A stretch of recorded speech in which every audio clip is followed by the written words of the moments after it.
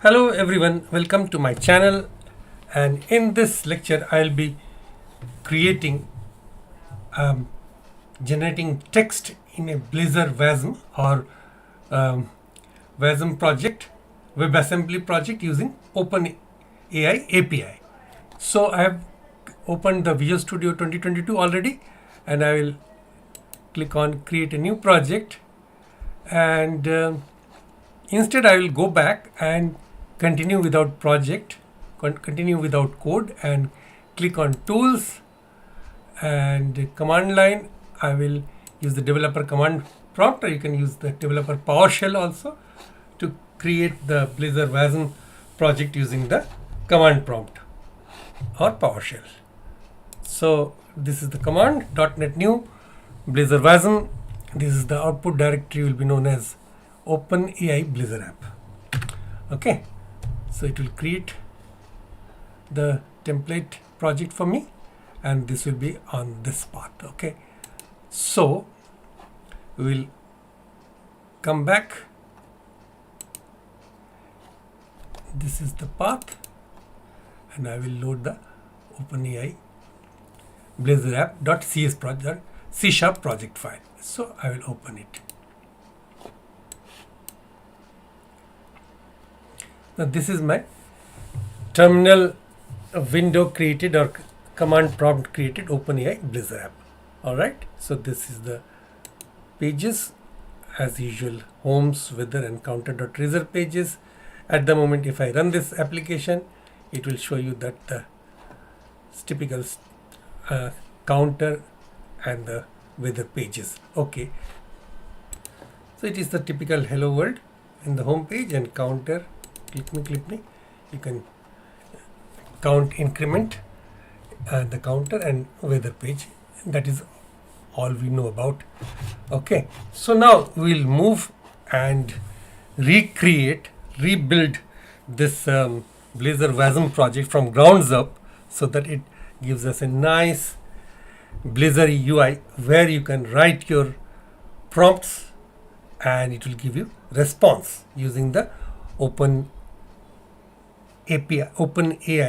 API key. Okay, so I will show you how I got the OpenAI API key.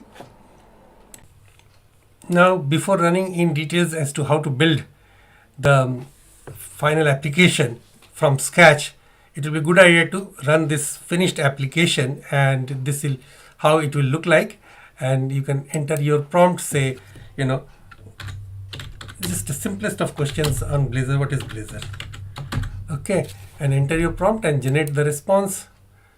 So it will generate a response, something: Blazor is an open source web framework developed by Microsoft that allows developers to build interactive, and you can read what else has been written.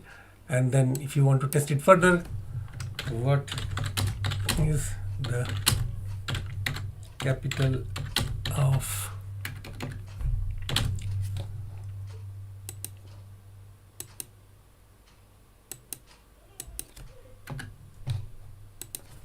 say for a very uncommon country, Somali, the capital of Somalia is Mogadishu. All right, so now let's move over to the next part, which is how to acquire the OpenAI API key. So I've gone to the platform.openai.com/API keys, which is the OpenAI platform API keys dashboard. So I log in, and I usually log in with my Google account. Okay, so that way I don't have to register with a separate account with OpenAI platform. Now I have already created a couple of keys earlier, which I can use, or I can use a new secret key, but I am happy to use one of these two. So this secret key will not be shown to the outside public. So once you generate a new key, you can click on new secret key. You can always give it a name and a default project, and you can create a secret key, but you must copy it straight away, because once you close that window without copying it, then it will never be recovered, and you have to either delete or use another key. Okay, so click on cancel, and I will use one of these two keys, probably this one, but I could use this one also. Okay, So last used was test key 17th February. Okay, that's fine. I can use any of these key. It doesn't matter. Okay, so I will come back to my project, and there's my OpenAPI Blazor project. So the next step is to install HttpClient and add services. As the application will need to make HTTP requests to the OpenAI API, we'll have to ensure that an HTTP client is set up in our program.cs class or program file. So I'll have to rewrite or write it over with the clipboard code, and then we can explain. We can have an explanation. So I will be needing this Microsoft.ASP.NET Core.components.webassembly.hosting, and this is still not there. So I have to create a services class, which will come in the next step. Again, and we'll add this line: register HTTP client for API requests. Builder.services.add scope. Scoped client base address is builder.host.environment.base address. Okay, and then we'll be registering the OpenAI service, which I will be creating soon in the next step. Please hang on for a minute, and then I will issue this command: build.run asynchronously. So in a nutshell, we'll try to again go through what is the content of this main method, which is the starting point of this application. So this method create default args, it sets up the default configuration, app settings.json if available, and configures the dependency injection, and it also handles the environment settings like development or production. And then here we are adding the root components. Okay, this registers the main root component app.razor in the DOM, add the element with id equals app, and in your index.html for Blazor WASM you'll see div id equals app. So let's see. So this is the index.html within the www root, and you can find div id equals app. All right, and again we are registering the HTTP client for API requests, and this part builder.host.environment.base address gives the base URL where the Blazor app is hosted. For example, if your Blazor app is hosted at https://example.com, then the base address will be https://example.com. If running locally, base address could be https://localhost port 5001 if it is used. Okay, and why you are using add scope? Because add scope means that each user gets their own instance of the HTTP client throughout the session. It is better than adding singleton, which keeps a single instance for all users. All right, next we'll create the API service to call OpenAPI. So accordingly we'll create a services folder, add new folder,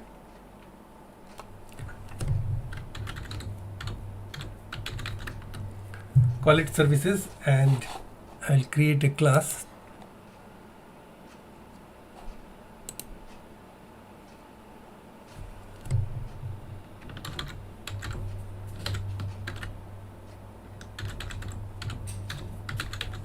OpenAI services.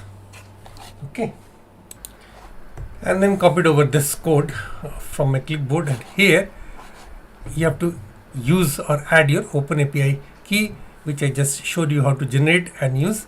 You have to fill it up with your own API key, which will be different from mine. Okay, and this is the dependency injection. You are injecting the HTTP client in OpenAI service, and then this is the main method, generate task async, and you are giving it a prompt. You are entering as an argument the prompt, which is a string, and it will run asynchronously on task string of task string type, and this is the main API endpoint for text completion, either GPT-3 or GPT-4. And here the model, this text DaVinci 003 is not okay. I will now change it with GPT-3 or GPT-4 model. So I have rewritten the generate text async method, and it is using the model GPT 3.5 Turbo. Okay, because I found that the earlier DaVinci model is a legacy, it doesn't work. Okay, now I'm giving it messages variable, which is a new array of message with the role system and content. You are a helpful assistant, and another role as a user role, content is prompt. Okay, and let's try to understand the next piece of code, which are very important.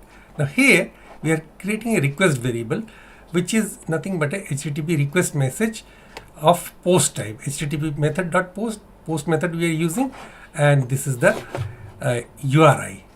Okay, this is very important. HTTPS ://api.openai.com/version1/chat/completions. If there is any typo, this will not work. And then we are writing the headers authorization header for an HTTP request with a, this line of code: new system.net.http.headers.authentication header value is bearer. Okay, API key. Now let's understand this line. Now this line is setting the authorization header for the HTTP request to include API key using bearer token authentication. And what is request.headers.authorization? The request.headers.authorization is an HTTP request message object used to send an HTTP request, and headers.authorization is a property that sets the authorization HTTP header, and this header tells the API who is making the request or the authentication. And this authentication header value with the two arguments, bearer and API key. Bearer, this means that bearer token authentication is a way to secure API request which is being resorted over here, and bearer means the request includes a token that grants access, and the API server checks if the token is valid, and if so, it processes the request. Okay, and then the other few lines are quite typical or stereotyped. Response is await HttpClient that send asynchronously send this request, send async request. If the request is a success, if the response is a success status code in 200s, then it will create a JSON variable. It will assign and read from JSON async the JSON element. Okay, so await response dot content dot read from JSON async the JSON element, which represents a specific JSON value within a JSON document, and it returns this property JSON.get property choices, that is the first element, dot get property message dot get property content dot get to string, that is the this is get property message. Now this line is also important to understand what it is, so let's break it down. Now basically this line extracts the generated text response from the JSON returned by the OpenAI API.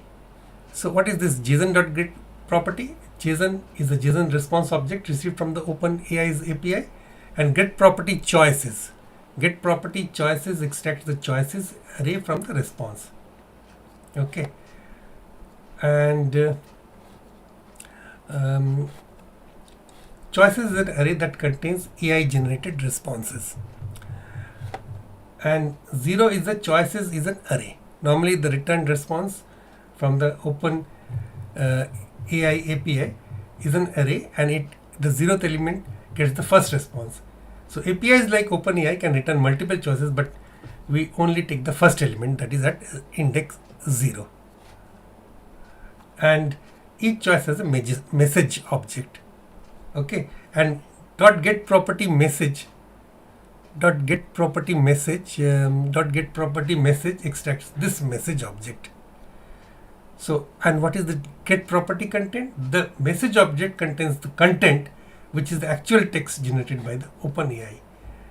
So dot get property content extracts, like if the content is hello, how can I assist you today? So it will extract that content.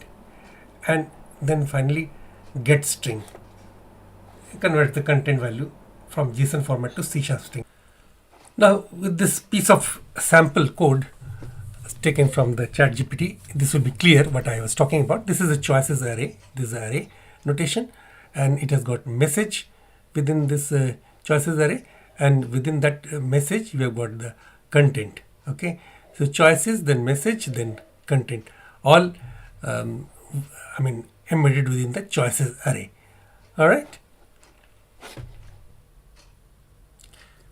There is one final step in the jigsaw puzzle, and that will be to create the Blazor user interface for interaction, Blazor UI for interaction. So what we will do, instead of creating another component in the pages folder, we'll make use of this home page and write it over with the actual contents that I would like to be stuck on the home page. Okay, so I'll just paste this.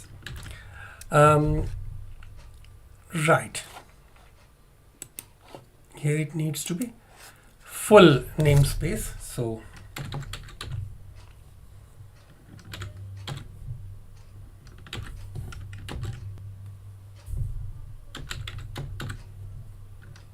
OpenAI Blazor app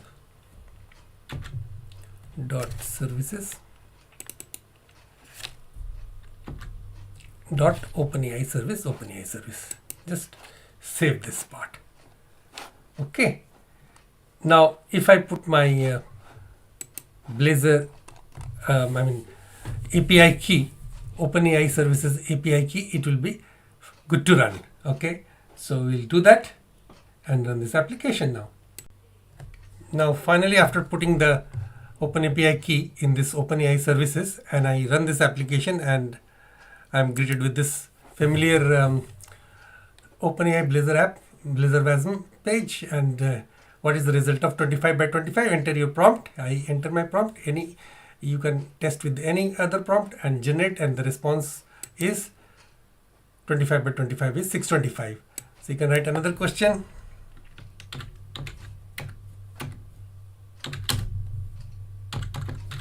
Say how good is Blazor as an UI. Let's see the answer. It will be interesting to see. Blazor is known for its strength as a UI framework, and particularly for its ability to create interactive and dynamic user interface using C# and reserved syntax, and it allows, and it goes to a few more lines. So we have been able to successfully generate text using a Blazor WASM app, WebAssembly app, and using the OpenAI API key that I got free of cost. Okay, thank you very much for watching. If you like this video, please subscribe to this channel and share with your friends, and hit the notification bell icon. Thank you very much.